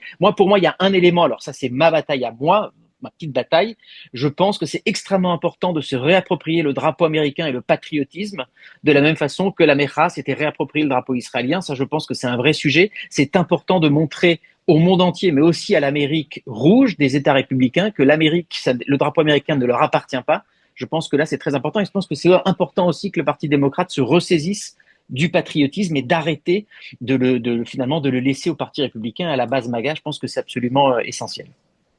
La massivité, la puissance des Israéliens a bougé, c'est une chose. Et moi, la grande question, c'est la longévité. C'est-à-dire la vraie grande question qui nous torture d'une semaine à l'autre. C'est comment on arrive à ramener les gens à chaque fois, au-delà d'être l'exemple et d'être tout le temps sur les barricades, c'est comment ça tient dans le temps. Et moi, c'est la question que je me pose. Je ne connais pas bien la société américaine, donc je ne sais pas si c'est pas un mouvement un petit peu comme en Pologne, hein, ce que critiquait la Pologne, c'est qu'ils disaient, on est sorti massivement, on n'a pas été persévérant et on s'est fait avoir. Et c'est ce que disent les Polonais aux Israéliens quand ils nous ont dit continuez, continuez, continuez. Je serais curieux de savoir aux États-Unis comment ça se profile.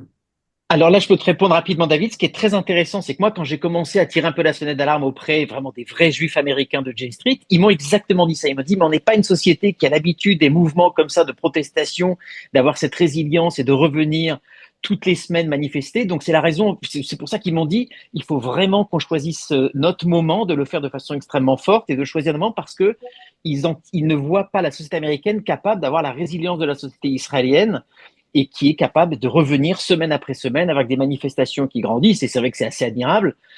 Donc oui, c'est un vrai sujet ici. Ils ne pensent pas en être capables. Donc il faut bien choisir, bien choisir les moments où bien cibler. Je pense que le moment actuel est un bon moment parce que là, pour le coup, tu as pas mal d'électeurs américains centristes qui ont voté Trump pour avoir genre une bonne économie et qui là se rendent compte qu'ils se sont fait duper. Donc en ce sens, peut-être qu'il se trouve que c'est tombé par hasard parce que le 5 avril c'est tombé par hasard. Ils ne savaient pas que Trump allait annoncer cette folie des droits de douane, mais c'est bien tombé. Donc oui, je suis complètement d'accord avec toi. C'est un vrai sujet aujourd'hui pour maintenir la Mekha. Donc il va falloir prendre l'inspiration des Israéliens, mais les Américains ne sont pas des Israéliens, donc ça va être sportif. D'accord. Enfin, les Américains ont été capables de mouvements de très longue haleine, hein. Le mouvement des droits civiques a duré des années. Oui, Le mouvement qui a mis fin à la guerre du Vietnam a duré des années. exactement. Oui, Donc voilà, il faut juste qu'ils mais reprennent des bonnes habitudes. Ils se sont juste un peu endormis, mais nous aussi on était endormis. Et d'ailleurs, alors, je voulais juste ajouter un tout petit truc sur l'économie et la high-tech. Moi, j'aime beaucoup le journaliste Guy Rolnick qui dirige le magazine Le Marqueur, qui est un magazine économique très pertinent en Israël. Et en fait, il interpelle très très souvent les patrons de la high-tech, qui quand même sont pour la plus grande partie des personnes libérales hein, dans leurs opinions politiques. Ils sont peut-être pas forcément très à gauche, mais ils sont certainement progressistes, en leur disant qu'ils sont en train de se faire voler le pays et qu'il serait temps de se réveiller. Et en effet, au début, on avait un mouvement des gens de la high-tech et Guy Rolnick dit toujours que faudrait juste qu'ils mettent plus d'argent dans le mouvement pour qu'on soit pas obligé de faire tout le temps des collectes, etc. Donc, il faut comprendre qu'à l'intérieur d'une démocratie, de la même façon pour les patrons américains, je sais pas ce qui va se passer, les gens qui tiennent l'économie ou en tout cas qui la tirent vers l'avant, ont tout intérêt à ce qu'on soit en démocratie, contrairement à ce qu'ils peuvent penser, avoir des contrats avec l'État. Enfin, tout le monde n'est pas Elon Musk, hein.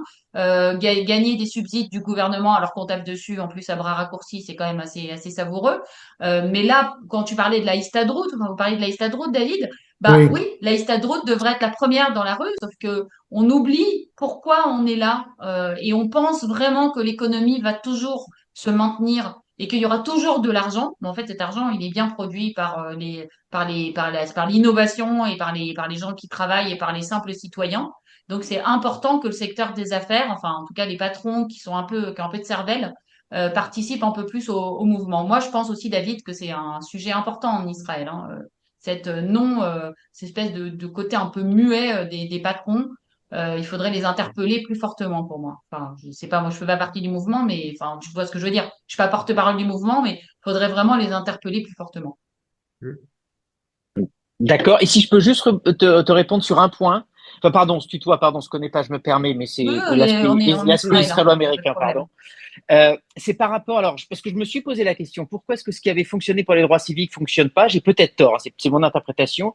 Je pense que c'est impossible quand tu es américain de nier qu'il y a eu un racisme de simple fait qu'il n'avait pas le droit de vote à l'époque, c'était une injustice qui était énorme. Il pouvait pas ne pas le voir en face. Je pense que quand il y a une érosion des normes démocratiques, surtout dans un pays qui n'a jamais été sous un régime autoritaire, je pense qu'ils se disent c'est loin de nous, j'ai ma constitution qui me protège, j'ai les pères fondateurs, et donc je ne pense pas qu'il y ait un sens de l'urgence comme on pouvait avoir pour la guerre du Vietnam, qui vraiment frappait les classes moyennes de façon très directe en disant bah, je vais me faire tuer au Vietnam, ou l'urgence du racisme en fait dans les pays, dans les États du Sud. C'est mon interprétation. Ce qu'il faut, j'espère, c'est que la société américaine va se rendre compte que même d'un point de vue très rationnel sur l'économie, si on cesse d'être une démocratie, mais effectivement, c'est le bien-être américain, c'est le mode de vie américain qui est aussi en cause. Ça fait partie moi des questions que je me pose. Pourquoi ce qui a été possible dans les années 60 ne l'est pas aujourd'hui et comment rallumer cette flamme et leur montrer l'urgence que Je les normes suis, démocratiques c'est essentiel. je suis et tu, d'accord avec toi. Et dernière chose qu'on n'a jamais évoquée pendant toute la soirée, donc je pense que c'est quand même très important pour tout ce qui se passe, bah, c'est les réseaux sociaux, hein. C'est le fait qu'on a des dirigeants populistes, aussi bien aux États-Unis qu'en Israël, qui utilisent les réseaux sociaux de façon exceptionnelle et qui sont capables de créer une alter-vérité. Aussi bien Netanyahou, bon, qui est en train de, selon moi, hein, de verser vraiment là du mauvais côté. On est arrivé à la masse critique où ça devient très compliqué, mais Trump n'en est pas encore là. Et en effet, je veux dire, quand il va falloir une grosse dose de réalité qui vient contredire toute sa propagande pour que les gens se réveillent, en espérant qu'il soit pas trop tard. Mais je pense que oui, les réseaux Oui, sociaux, c'est important d'en parler aussi, hein. complètement, Euh, il- complètement. ça fait partie du problème. Bien, je crois qu'on a fait le tour d'une situation bien compliquée. Les raisons d'espérer, il y en a quand même dans ces manifestations en Israël par la résilience de la société et la longévité, en tout cas, de ces manifestations. Et je rappelle dans ton article, Sébastien, quand tu comparais les deux situations, tu disais qu'effectivement, aux États-Unis, il y a la Constitution, donc le public pense qu'il y a des garanties, des garde-fous pour protéger la société américaine. Qu'en Israël, il n'y a pas de Constitution. Elle est beaucoup plus fragile. C'est une société encore jeune. Et c'est peut-être pour ça que le public se mobilise plus, effectivement, comme tu Exactement. l'écris, parce qu'il sent que, il n'y a pas autant de garde-fous pour se protéger. Et c'est d'autant plus important de faire un front pour soutenir ceux qui sont, comme on dit en hébreu, Shomrei Asaf, c'est-à-dire les garde-fous qui Mm. protège cette société Le israélienne, gardien du temple.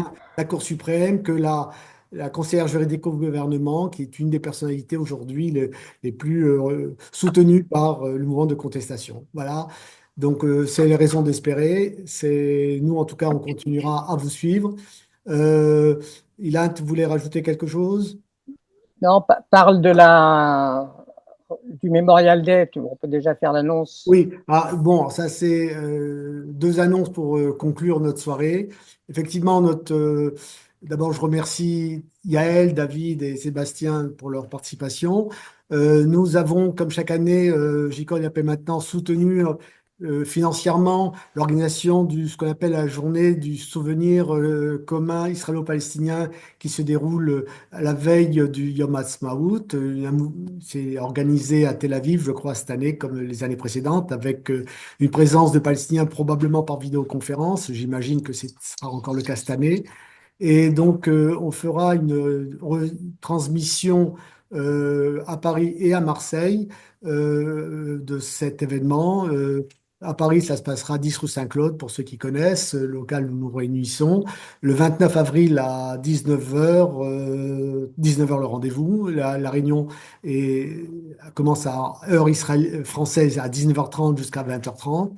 Ça sera sous-titré en anglais, hein. Faudra venir avec votre dictionnaire si vous ne parlez pas l'anglais. Et puis à Marseille, ça sera dans le local de l'Épée, organisé par une association qui s'appelle Kaléidoscope. Kaléidoscope. Oui, j'avais un doute sur le nom. Donc nous sommes à Paris, en tout cas 5 organisations à soutenir cette retransmission. Ce sont les Amis de Standing Together, le mouvement israélien Omdim pour Yachad, Omdim Beyachad, les Guerrières de la Paix, et puis Olmep, Olmep. La Paix maintenant et J-Call, ça pour la réunion du 29 avril. Et deuxième annonce, alors on nous pose souvent la question qu'est-ce qu'on peut faire? Une des petites choses qu'on peut faire, c'est pour ceux qui, en tout cas, qui se reconnaissent comme adhérents au mouvement sioniste, qui est notre cas, c'est participer aux élections au congrès sioniste qui vont avoir lieu en juin. C'est important de soutenir en tout cas les listes qui nous sont proches. Et en France, il y a une liste qui s'appelle Sioniste démocratique qui représente plus ou moins les idées que nous défendons, proche du Parti des démocrates en Israël. Pour cela, il y aura des informations qui vous arriveront, mais vous pouvez d'ores et déjà envoyer un mail à sionisme démocratique en un seul mot @gmail.com pour demander des précisions sur comment procéder pour participer à cette élection. Vous aurez toutes les informations. Je crois que c'est en juin, début juin, que cette élection devra avoir lieu. C'est important parce que c'est un enjeu à la fois financier et politique aussi dans la représentation de la diaspora dans le Congrès sioniste mondial. Voilà, c'était au niveau des annonces. Je vous remercie encore une fois, David, Yaël et Sébastien, et Sébastien. à bientôt, physiquement ou virtuellement. Au revoir.